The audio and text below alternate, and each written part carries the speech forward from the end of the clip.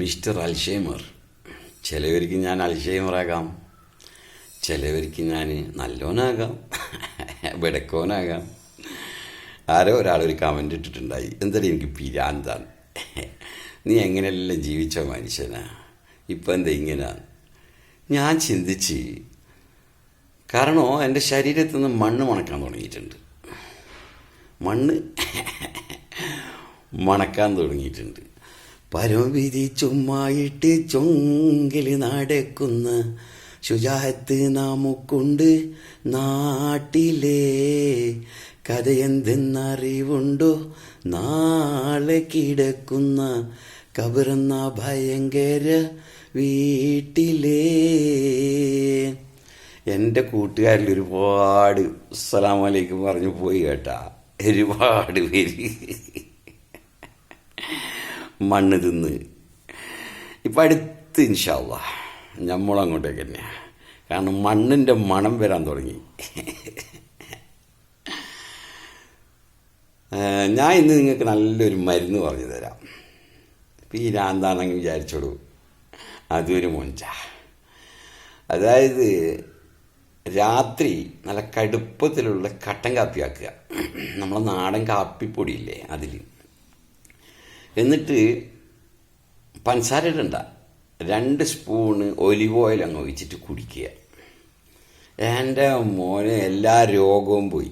എന്ത് രോഗം പോയി? നമുക്ക് ഈ ശോചനം ക്ലിയറായി കഴിഞ്ഞാലുണ്ടല്ലോ, ഗ്യാസ് ട്രബിള്, നടുവേദന, തലവേദന, നെഞ്ഞുവേദന, ഇങ്ങനെ പറയപ്പെടുന്ന എല്ലാ രോഗവും അങ്ങ് പോയി കിട്ടും.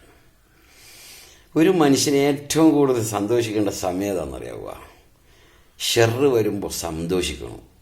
ഈ ഷെറ് വരുമ്പോൾ സന്തോഷിക്കണമെങ്കിലില്ലേ, നല്ലൊരു ഈമാൻ്റെ കട്ടി വേണം കേട്ടാ. അത് എല്ലാവർക്കും പറ്റുന്നൊരു സംഗതി ഒന്നല്ല ഈ ഷെറ് വരുന്ന സമയത്ത് സന്തോഷിക്കുക എന്ന് പറയുന്നത്. ഈ ഷെറ് വരുന്ന സമയത്ത് സന്തോഷിക്കാൻ കഴിഞ്ഞിട്ടുണ്ടെങ്കിൽ, അൽഹംദുലില്ലാ അൽഹംദുലില്ലാ എന്ന് പറയാൻ കഴിഞ്ഞിട്ടുണ്ടെങ്കിലേ, ഹൈറ് 100% 100% ഹൈറ് വരും എന്നുള്ളതാണ്. എന്തായാലും വരും. നിങ്ങൾ ശ്രദ്ധിച്ചിട്ടുണ്ടോ, ഒരു 50-60 വയസ്സിലുള്ള 70 വയസ്സിലുള്ള ഒരു മനുഷ്യന്മാർ അവർ സന്തോഷത്തിലാണ്. കാരണം പലതും അവർ അതിജീവിച്ച് പിന്നെ ഒരു സ്വസ്ഥ ജീവിതമുണ്ട്. മനസ്സിലായില്ലേ? അപ്പോൾ ഷെറ് വരുന്ന സമയത്ത് നമുക്ക് സന്തോഷിക്കാൻ കഴിഞ്ഞിട്ടുണ്ടെങ്കിലല്ലേ, യാ അള്ളാ വല്ലാത്തൊരു മൊഞ്ചാണ് കേട്ടാ. കാരണം ഹൈറ് വരുന്ന സമയത്ത് നമ്മൾ പൊട്ടിച്ചിരിക്കൂല, ഷെറ് ഓർമ്മയിലുണ്ടാവും, കൺട്രോളിൽ പോകും നമ്മൾ. മനസ്സിലായ? ഞാനിങ്ങനെ യൂട്യൂബിലും ചെയ്യുന്നത് നിങ്ങളെ പൈസ കിട്ടാൻ വേണ്ടിയിട്ടൊന്നല്ല കേട്ടാ, ഒരു ടൈം പാസ്. എന്തെങ്കിലും പഠിച്ചതല്ല ഇങ്ങനെ പറയുമ്പോൾ ചില ആൾ കമൻറ്റ് എല്ലാം എഴുതും, അതായത് എനിക്ക് പിരാന്താടോ, അങ്ങനെ രസത്തിൽ വരുന്ന ഞാൻ ഇപ്പം അടുത്ത് ബുറൈമി എന്ന് പറഞ്ഞ സ്ഥലത്ത്, ഒമാനിൽ ബുറൈമിയിൽ കുറച്ച് ദിവസം, ഒരു കൊല്ലത്തോളം ഉണ്ടായി. അവിടുത്തെ ഒരു സുബഹി നിസ്കാരത്തെ പറ്റി ഞാൻ പറഞ്ഞു തരാം.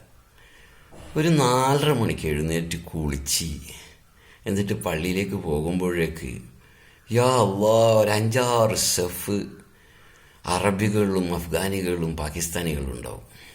ഒരു 5-6 സെഫ് എല്ലാവരും സുന്നത്ത് നിസ്കരിച്ചിട്ട് ഓതി. എന്നിട്ടുണ്ട് ഒരു സുബഹി നിസ്കാരം. സുബ്ഹാനല്ലാഹ്, ഒരു ബംഗ്ലാദേശിയായിരുന്നു. എന്തോ ഒരു കിറായത്താണെന്നറിയാവോ? മാഷാ അല്ലാഹ്, അള്ളാഹു ദീർഘായുസ്സ് കൊടുക്കട്ടെ ആ മനുഷ്യനിക്ക്. റുക്കൂയിൽ 13 പ്രാവശ്യം ദിക്റ് ചെല്ലും, സുജൂദിൽ 13 പ്രാവശ്യം ദിക്റ് ചെല്ലും, വലിയ സൂറത്ത് ഓതും. അങ്ങനെ ആ സുബഹി നിസ്കാരം കഴിഞ്ഞിട്ടുണ്ടല്ലോ, ആ ഇറങ്ങി വന്ന് ഷോപ്പെല്ലാം തുറന്നിട്ട് എന്തോ ഒരു മൊഞ്ചാന്നറിയാവുക.